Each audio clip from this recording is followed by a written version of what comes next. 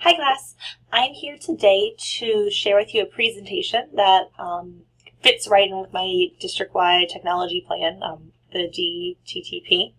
And this presentation is using the redundancy principle. And this principle is all about the need to not have the combination of narration and graphics and text, and how the overwhelming feel of having all these things, how when you have too much, it makes it hard to focus.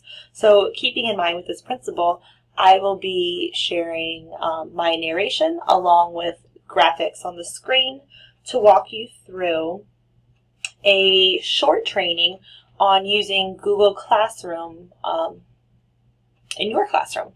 So let's go ahead and get started. So I'm here on the Google Classroom site, and you need to sign on in. And if you're in Montgomery County, you have your MCPS Google account. So I'm going to go ahead and just sign on in. And if you don't already have one, Google is a free account that you can sign up for, you can create. So I'm going to sign in. And it's instantly going to take me to my dashboard. Now, this might look very overwhelming, but that is because I've been using Google Classroom for years. And being a reading teacher, I have 2 separate classes. So you'll see on the screen, I have 8 different reading groups, 4 in my morning, 4 in my afternoon. And I use Google Classroom every day with them. This is a great way for me to differentiate between my different groups and the assignments and texts that I want them to be reading during their guided reading time. So let's go ahead, let's look at one that I already have just to give you an example, and then I'll show you through how you can set up your own class. So we'll look at my morning Diamondback Terrapin group. And you can see here that once you're in the group, assignments can be instantly displayed. Now this is an example assignment that I have pretending to be due next week.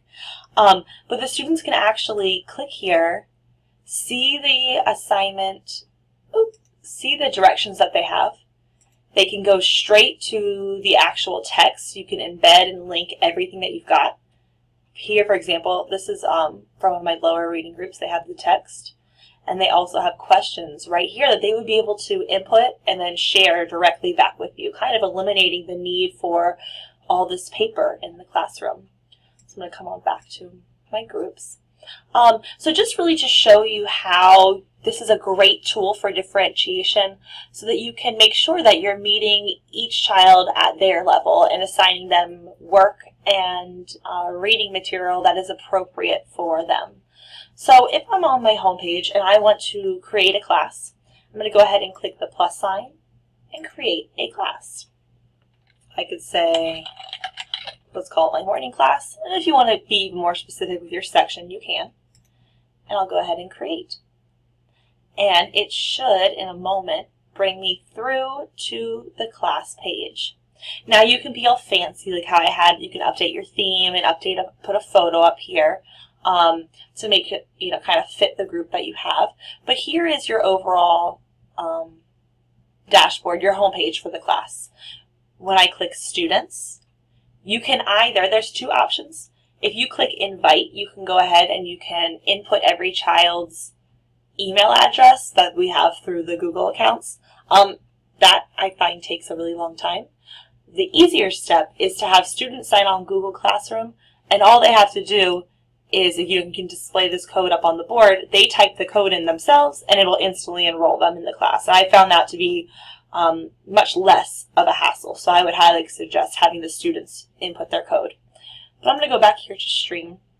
And you can see here you're ready to go ahead and add assignments, add anything really you want. I like to, when I'm doing reading groups, when we're starting a new book, something I love to do is to embed different YouTube videos about, like if we're reading a book that took place during like the Dust Bowl, I can put a little, 3-4 minute video on here to kind of build up that background knowledge that my students don't necessarily have.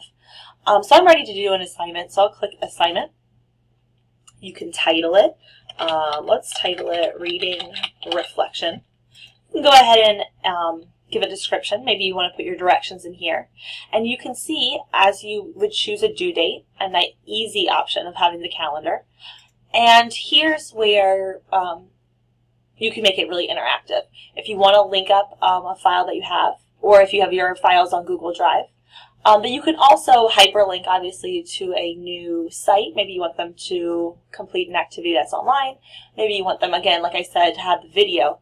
And so you can share whatever it is you would like, and it will go out to the class. Now, when I first started using Google Classroom, I just had one for my whole class, like this, one for my whole morning class, and I could share information out to everybody. As I started using it more, I saw how great it was for me to have one for each of my reading groups so that I could give out their follow-up or their seat work after groups, so they could just use the Chromebook themselves. So I found this to be a really helpful tool, and I hope that you do too.